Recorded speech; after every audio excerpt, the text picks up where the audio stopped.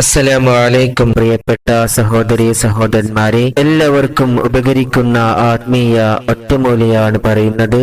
ജീവിതം മുഴുവൻ ബറക്കത്ത് ഐശ്വര്യം നിലനിൽക്കാൻ എല്ലാവരും ഈ കാര്യം ചെയ്യുക. മഹാന്മാർ അവിടുത്തെ കിതാബുകളിൽ രേഖപ്പെടുത്തി വെച്ച കാര്യമാണ് പറയുന്നത്.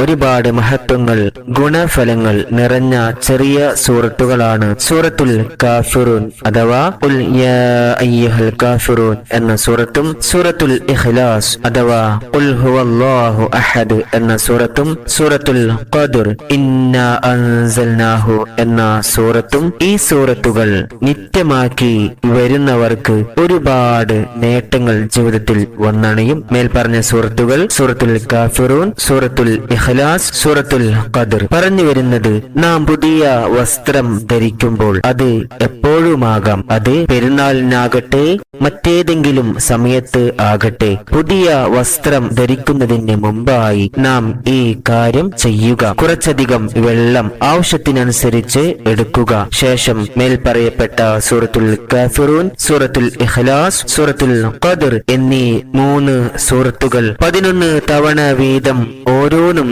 ഓതിയ ശേഷം ആ വെള്ളത്തിൽ മന്ത്രിക്കുക. ശേഷം ആ വെള്ളം പുതിയ വസ്ത്രത്തിന്റെ മേൽ കുടയുക. വെറുതെ കുടഞ്ഞാൽ മാത്രം മതി. ഇങ്ങനെ ചെയ്ത ശേഷം ഒരാൾ തന്റെ പുതിയ വസ്ത്രം ധരിച്ചാൽ അവൻ ആ വസ്ത്രം ധരിക്കുന്ന കാലമത്രയും ജീവിതത്തിൽ ബറക്കത്ത് ഐശ്വര്യം ഉള്ളതായി തീരുമെന്ന് മഹത്തുക്കൾ പഠിപ്പിക്കുന്നു. ഖസീനത്തുൽ അസ്റാർ എന്ന കിതാബിൽ ഈ കാര്യം വ്യക്തമാക്കി പറഞ്ഞിട്ടുണ്ട്. പ്രിയപ്പെട്ടവരെ, പെരുന്നാളിന് പുതിയ വസ്ത്രം ധരിക്കുന്ന എല്ലാവരും ഈ ഒരു കാര്യം ചെയ്യാൻ മറക്കരുത്.